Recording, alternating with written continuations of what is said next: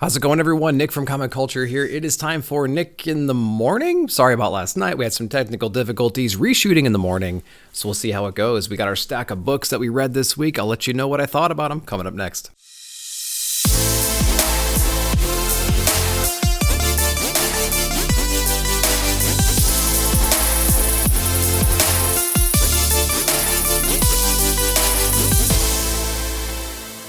All right, welcome back. So we're going to get into it right now. We're going to go over into Marvel. We're starting with Venom issue number 6. This is actually Brian Hitch, Ram V back on the writing. So that means we're going to go touch base with Dylan again, which is the more preferred story for me personally. The stuff that's going on with Eddie Brock right now in Meridius, I believe it is, and Bedlam and all that kind of stuff, and like the symbiote planet is it's a little bit weird. It's a little bit weird. I'm not totally sold on that concept yet. Dylan, on the other hand, he's kind of going on his own, doing his own thing. He's got the symbiotes with him. He's trying to like be his own man, you know? And so that's kind of interesting. Some of the people that he comes across, the people that he's running from kind of want to experiment on symbiotes, trying to evolve it, trying to change it into something we haven't seen before. And they're not really going away. They're like hot on his heels. So it's kind of like a cat and mouse kind of a game from the Dylan perspective. And he's just kind of growing up and trying to figure out what to do, which is a little bit more interesting to me than what's going on with Eddie Brock over there. But let me know what you guys think. I'm still not a big fan of Hitch's art, though. I don't know. I don't know what's going on. The coloring in the art, the faces, the line work, all that stuff is just, it's just not doing it for me. But the story's a little bit better than it was. I like when Rom's kind of back on it, honestly. And I'm a little bit more interested in Dylan stuff. So let me know what you guys thought about Venom down below. All right, we're going to go over into Punisher. This is Jason Aaron. Really interesting concept here. So this is Punisher number 1. I got that Alex Ross kind of timeless variant cover, and these variants that came out a couple of years ago, I passed on them, and then I saw people like throwing up their sets, right? You know, throw your sets up Saturday, hashtag blame Phable. So I saw all those sets and I got really, really jealous of it. So I went ahead and just picked this one up. It's just like a way of owning one of them at least, because I don't own any of them, and so I'm kind of bummed out. This is a cool, interesting story. Again, the art's not great, in my opinion. I don't like that art style, but the story is really interesting. So it's Punisher in the Hand. The Hand is able to provide Frank Castle with something. Frank is kind of missing something in his life, and they're able to kind of provide that. And I think it's more of like we'll give this to you as long as you cooperate and work with us, and we're going to set you on the path to take out some really nasty guys. Now, I'm sure, you know, it's for their own self-interest as well, but I think it's an interesting combination of people, you know, like the Hand and Frank Castle. You'd think that he'd be attacking them, but they're kind of using him as a weapon and treating him almost like a god in this situation. And so really cool premise. Art is not up my alley, though. It's not up my alley at all. It does reaffirm how much of a badass Frank Castle is, though, so that's pretty cool to see in comics because we missed that lately. So Punisher number 1, definitely worth checking out. But the art for me personally, it just didn't do it. But that's okay because it's not for everybody. Okay, we have like a combo kind of a thing. I'm going to try to do both at the same time. We have X Lives of Wolverine issue number 1 and X Deaths of Wolverine, or not issue number 1, issue number 4. X Lives and X Deaths issue number 4. So I prefer X Deaths over X Lives. I prefer X Deaths because it's like a direct sequel to Inferno. So we have basically the Moira McTaggart kind of stuff. So if you're into House of X, Powers of X, if you're into Inferno, I feel like you're going to be into X Deaths because it's a direct sequel to that whole story. It does lots of callbacks from House of X, Powers of X. And so we have a lot of like future jumps, like this is Moira and Wolverine at the end of time and that interaction again. And then it kind of goes back into, what led up to that point. Why is Moira so pissed? Why are people after her? All that stuff. And it's a gigantic, again, it's another chase storyline, which is really cool, action-packed, awesome. I really, really like X Deaths Wolverine. So X Lives is more about Professor X and Jean Grey teaming up, sending Wolverine back into the past, different timelines, kind of all at the same time. He's kind of everywhere at once. You know, he's in the 1800s over here. He's in the 1600s over here. He's more present day over here. You know what I mean? And it's all kind of happening at the same time, which is fun concept. It's kind of like Days of Future Past in a way. And basically his role is to stop the assassination of Charles Xavier's bloodline. so that Charles could be born. Somebody has sent back their own Terminator to take out Xavier before he was born. Wolverine's the countermeasure against that. And so that's been kind of fun. That run, though, requires a little bit more understanding about some other characters outside of like the main X-Men, like Krakoa kind of stuff. And so that's why it doesn't really hit me as much. But if you have, lots of knowledge about, let's say like Omega Red and some of that kind of stuff, then you might appreciate this book a little bit more than I did. I lean towards X-Deaths because it's action-packed. Hoxpox is fresh in my memory, so is Inferno. So I'm digging Deaths more than Lives, but Lives is still a good read because it's, it's more context and information about what's going on in that world right now. All right, so let's jump over into Sabretooth issue number 2. I picked this one up because I liked that scene back in House of X, Powers of X, where he got banished down below into the prison of Krakoa. And so it was pretty interesting. He was going to be in stasis. You know what I mean? It's going to be like plugged into the Matrix in a way. And they kind of show what that looks like in this book. While he's down there, he's just super bored. He's building his own hell. Not quite literally, I suppose, although there's a little bit of funny business going on about what's actually real down there. And so it was interesting to see what he's been doing down there. Now, he's not alone. He's kind of taking out revenge on whoever kind of shows up.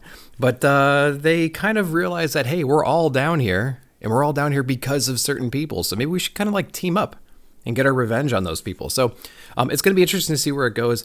I don't know if a Sabretooth-centered book can really sustain itself. Like, he's a really cool character. Whenever he's fighting, let's say, Wolverine on another book, you can see the rawness and the passion and like the aggression in the character, but like spread out over, 20-something pages over and over again. I don't know if that will work. Maybe it will. But I think they need to do a little bit more in this book to kind of keep my interest in it. It's kind of a hot seat book right now. If it wasn't for like my blind passion to kind of pick up more X-Men kind of titles, I probably would drop this already. But I'm kind of rolling with it a little bit. Art's not bad. It's not great. It's not bad. And the story is halfway decent too. So we have that awesome like Stegman cover.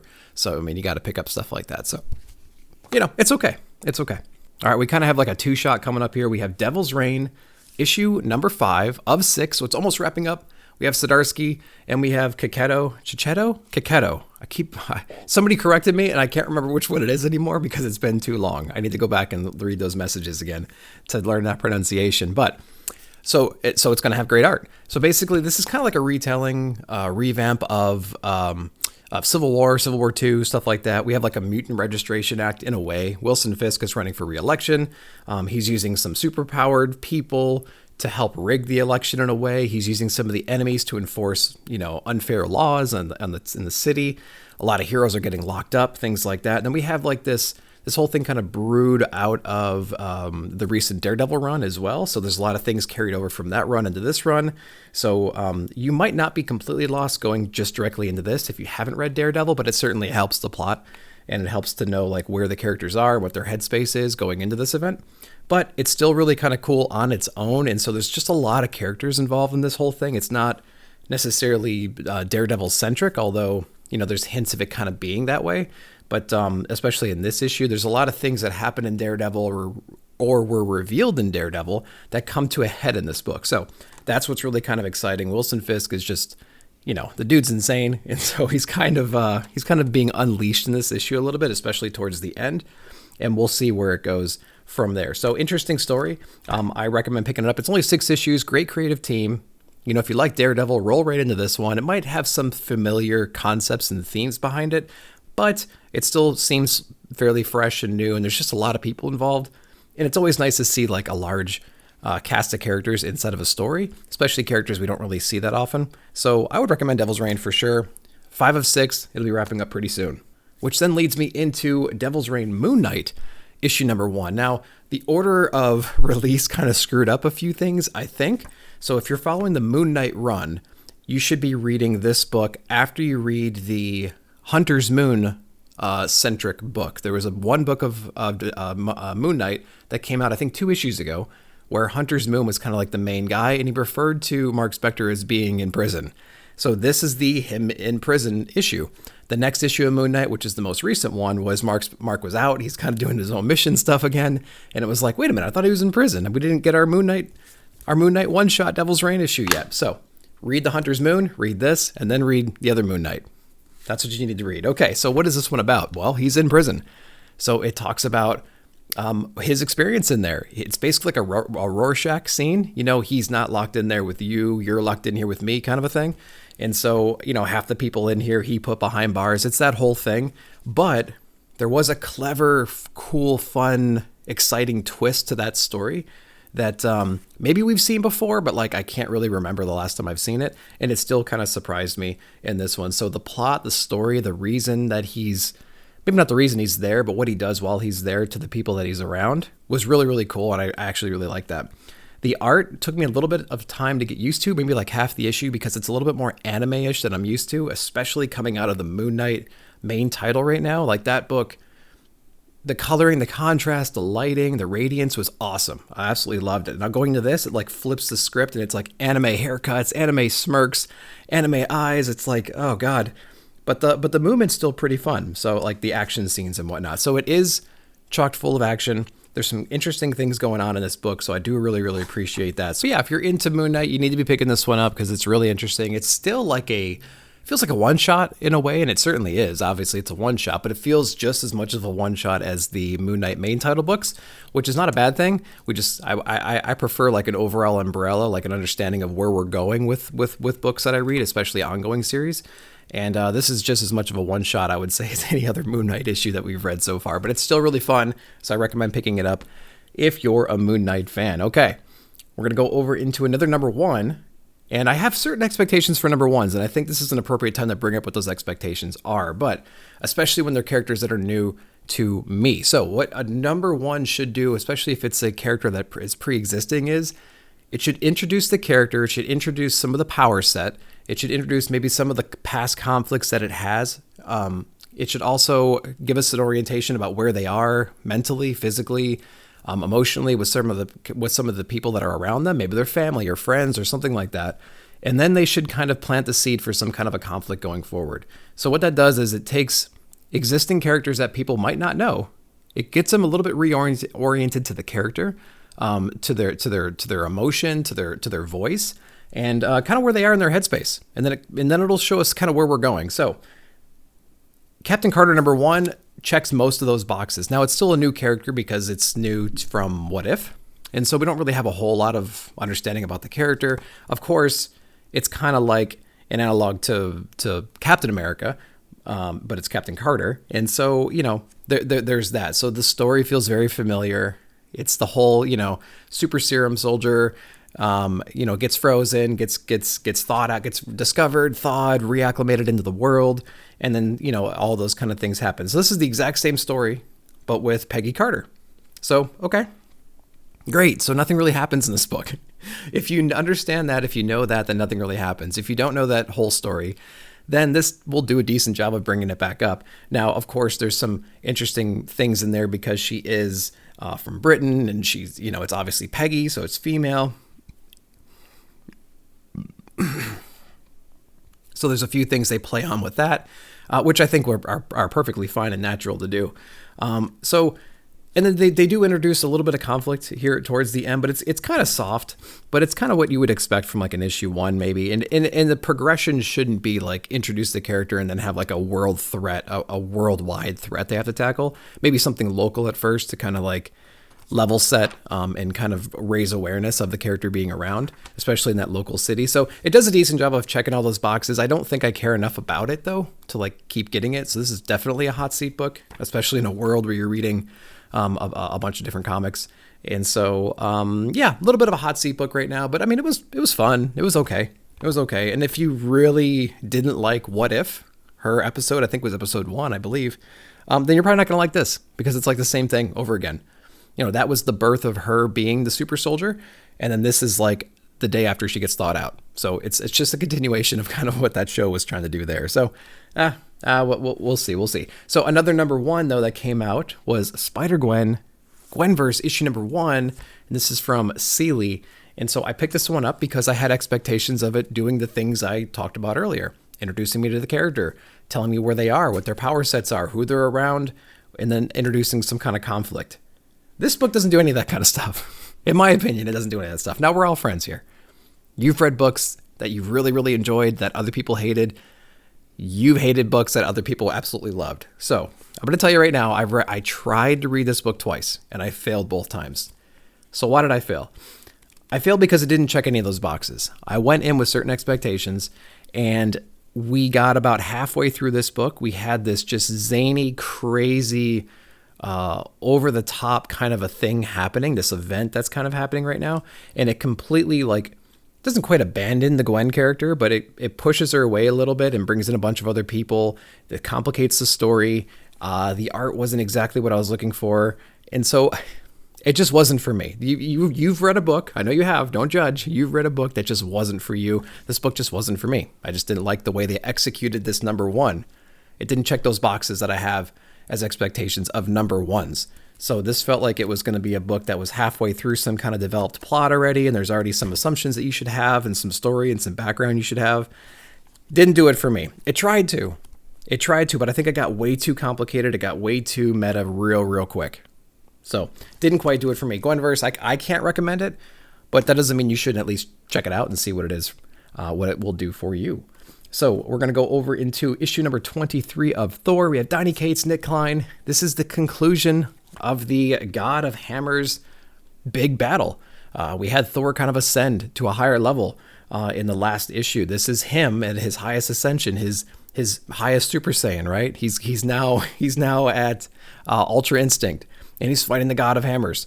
And so he's basically fighting Mjolnir incarnate, right? He's like electrified, female-esque version of Mjolnir, who's kind of like always hated Odin and always hated Thor. And it's been corrupted by some other evils that Odin and Thor and everybody else has fought in the past. So that was an interesting concept. So I did enjoy that. The battle's crazy. I mean, Nick Klein's art is remarkable in this book. I do like that. He keeps up with the craziness of Donny Cates's imagination. If that's an appropriate way of saying it.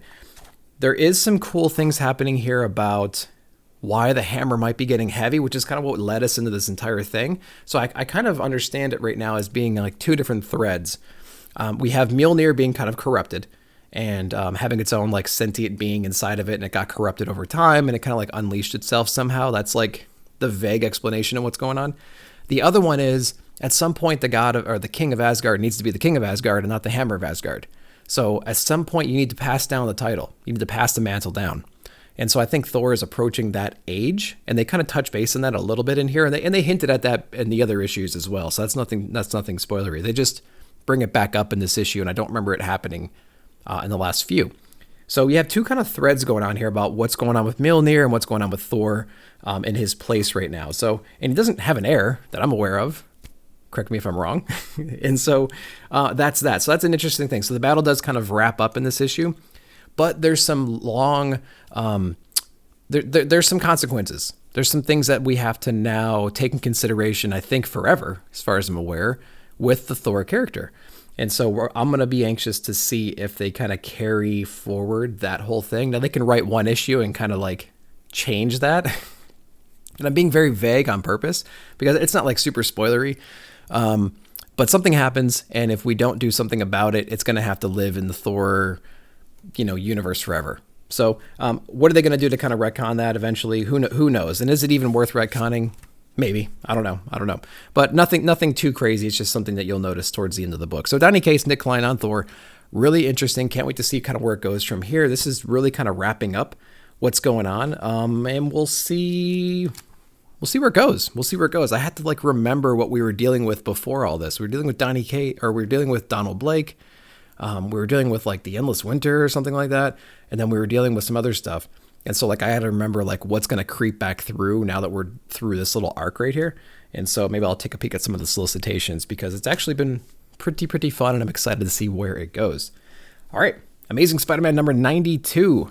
So this is I believe it's a story by Kelly Thompson, or plot. And then it's also written by Jen McKay. And I've been picking these up lately just to kind of get oriented to the character, trying to understand some of the background before we get our new creative team, which is coming up pretty soon, next month or two.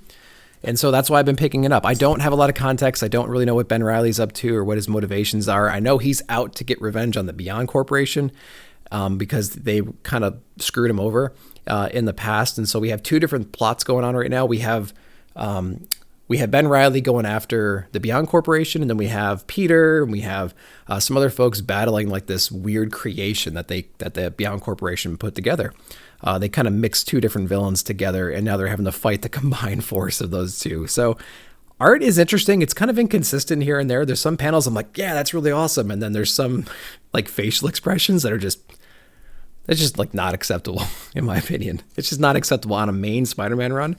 It's supposed to be crazy. It's supposed to be tons of action, some heart and stuff like that. And then sometimes they nail it and sometimes they don't. It's like, dude, just do that one panel over again. Just do that one panel over.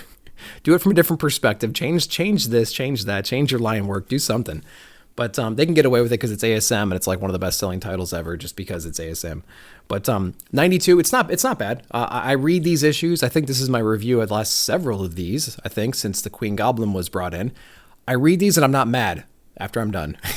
And that's like as good as it gets with a title that's Legacy 893 and you're just jumping in to kind of get oriented about what's happening. I'm reading it and I'm not mad about it. So there you go. There's plenty of books out there that I read that I was actually, kind of mad at, but I kept on reading them because I feel like I need to keep reading them, right? So that's that. Okay. We're going over to DC now, but we did talk about number ones and our expectations for number one. This book checked a lot of those boxes too. So this book is Naomi Season 2, limited run by Bendis, Walker, and Campbell. So I know nothing about this character. I don't know anything about him. Season 2 tells me it's a volume 2, and maybe there's some other stuff out there. So what did it do? It basically reminded me of like Invincible in the DC universe, and it gave me that flavor because there's scenes in here that are very reminiscent to that show and that comic. We have Naomi, our main character, kind of like testing her power in front of like a parental unit. He's kind of pushing her and pushing her and pushing her, and she's trying to like understand what her limits are. Things like that. So it's kind of very reminiscent of some scenes in Invincible. The father figure in here has some friends. They all have this sketchy past. Are they superheroes? I couldn't really figure that out really in here. She's kind of come from another planet. Her origin story is very much like Superman, something like that. She needs to kind of get revenge, or her motivation is to kind of get revenge on people who destroyed her home planet, from what I understand. We do touch base with some of her friends and things like that. So it does a decent job of like introducing you to the character. We see a little bit of her powers. We understand who she's living with. We see some friends, and then we get a little bit of conflict, although the conflict is really kind of really weak, in my opinion, at the end. The art is actually pretty interesting. Again, some paneling is just not doing it for me, but some of it, the way that it's colored, the lighting and things like that, it's real radiant. It reminds me a lot of the Moon Knight run right now, where the colors really pop. The bright things are really bright, and they kind of diffuse into the surrounding areas, which I think is pretty cool. The conflict they introduced at the end didn't do it for me at all. So the introduction to the character was pretty good. Her voice was okay. The surroundings, what they introduced was okay. But then the conflict was just kind of like, meh, I don't really care about the conflict so far. So the hook I thought was bad. I thought they did a decent job though of orienting you to the character and getting you interested about who she is and what her power set is and what she's capable of. So props to that. Bad hook at the end. Doesn't make me too excited about issue number 2, but it's only 6 issues. Bendis is writing it, hit or miss. Art was pretty good. So it's like, I don't know. Do you do it? It's only 6 issues. I say only because, whatever. But I don't know. That'll be another hot seat book. So that's a hot seat book for me right now. We'll see what it is. Let me know how you guys felt about it, especially if you have an interesting, or if you have an understanding of the character to begin with. I want to know if you can provide any other context or give me some kind of clues about where it might go or reasons why it shouldn't be a hot seat book. Let me know down below is for sure. Okay, so let's get into our last DC book. Yeah, that's right. 2 DC books, guys. And we had a whole stack of Marvel, which took forever. The Joker, issue number 13, Tynan on this one. So there's only 14 issues of this one. You can really tell it's starting to wind down. Now, I've been saying it all along. I have not really been enjoying this run. I think it should have been a 6-issue run to begin with the plot of James Gordon was provided a opportunity by an unknown person who we get revealed later, an opportunity to kill the Joker. And if he's successful with that, he will be set for life. His whole family will be set for life. Unlimited expenses, things like that. So who wouldn't do it? Of course, it's Jim. So he has to think about it and I know I should, but I can't do it because Batman and all this stuff.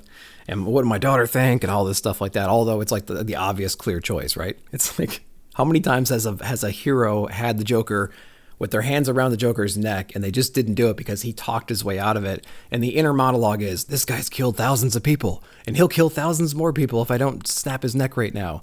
Oh, but I got to let him go and send him to Arkham. And it's like, Jesus Christ. Okay. So anyway, that's 13 issues of this. That's what this is. And we only needed about 5-6 issues to kind of tell this story, but they introduced a whole lot of characters.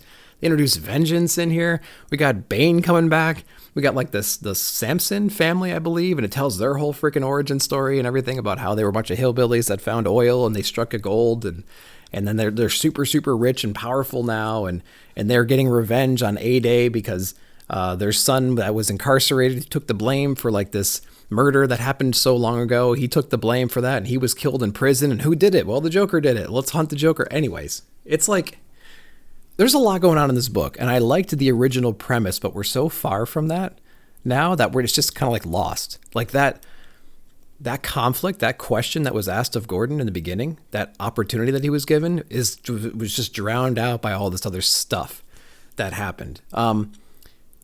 So, I mean, it is an interesting story at a high level about how, why are all these different people involved to begin with? But damn, it just took a long time to get there. So we have one more issue.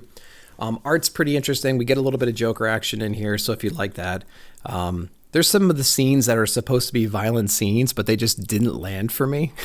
It feels like we're playing like Mortal Kombat 1 without the blood code on in some of these scenes. It's like, there's no way. There's absolutely no way that wouldn't result in some more gore. But I think they're kind of toning back the violence, even though you have characters like Vengeance, you have like cannibals like the Samsons, and then you have the Joker. It's like, you can't dial that back. You can't dial that back. This is Mortal Kombat without the blood code on. They're trying everything they can do to be edgy and cool, but like they're just lacking that like extra little push to make it feel real visceral. And so I don't know. As an overall run, there might be something there, but I think they took the original concept and blew it up too much. And here we are, 13 issues later with one more to go. So we're going to go over into Xenoscope. You guys know and love Xenoscope. We have issue number 2 of All Guts, No Glory. This book was actually pretty surprisingly good. And I say surprisingly in like a good way because I don't really read a lot of Xenoscope. I saw a interesting premise, a team I don't know, a publisher that I don't read a lot of, and a 3-issue run. So it's like, how high is your expectations when you see like that combination of stuff? This was pretty interesting though. We have a monster kill team, a strike team, goes in, wipes everything out. So our universe is filled with zombies and vampires and whatever else, right? Ogres and giants and all this crap. So it's like the Earth with that stuff existing, like it is today. So we have a kill squad, goes in, wipes the whole, all the monsters out. They leave. They look down upon the cleanup crew. There's 2 guys, one young high school guy, one older guy who's like mysterious and like knows a lot of stuff for some reason. They go in to kind of clean the mess up. Literally, high boots, gloves, scooping body parts up and putting them in containers. They are the cleanup crew that we saw like in Men in Black, remember? So pretty interesting story. They do come across like a monster that was not killed. They team up with that monster. There's a lot of interesting things that go on, but there's a lot of depth behind each one of these characters. It's not just a weird premise of a kill squad and a cleanup crew and like maybe a monster that they missed. This kid's going through a whole lot in his personal life, which is actually interesting. And they find ways of kind of like putting you in his shoes and feeling his emotion about it, which I thought was really cool. And then they touch base with the older guy, the mentor character, and he's got like a real mysterious past, and he's really, really a big badass. So it's been fun to kind of see these two interact with each other, especially with this monster kind of like in the middle and being like the third wheel in here. The art is really fun and cool. I do like that. It's full of action. The pacing is really good. So, I mean, this was actually a really big surprise, a pleasant surprise for sure. So if you're seeing All Guts, No Glory on your shelf, especially issue number 1, and you got number 2, I would say read it. Fun story, lots of characters, a lot more depth than I thought it was going to have. And it's only 3 issues long. So you got to be checking this one out if it's on the shelf. Highly recommend that book. All right, 2 more books. We're going to go over into Image Comics real quick. We have King of Spies, issue number 4, the last issue of King of Spies. Now, This book was really awesome. I do really like issue number 1, 2, and 3. It was basically what if James Bond had cancer at the end of his career and he realizes the legacy he's leaving behind is not the one he wants to. The world he created or helped create because of the orders that he executed on, it's not an ideal spot for him. So he's taking his remaining time before he passes and he's getting revenge on all the people. He's killing all the right targets instead of the wrong ones.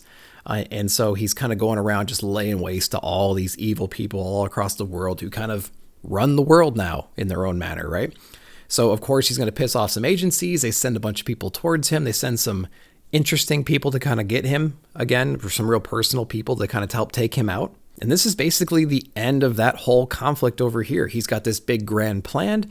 It's kind of like a man on fire kind of a situation in a way, which I thought was really fun and interesting. The only criticism I have about this book in particular, issue 1, 2, and 3 were awesome. No issues with that book. The first 80% of this book I have no issue with. The last 20%, the what happens next portion of this book, the way they wrap it up, it happens so quickly. I mean, but something happens, you turn the page and like everything has changed. And it was just a little bit too abrupt. This could have really used another issue.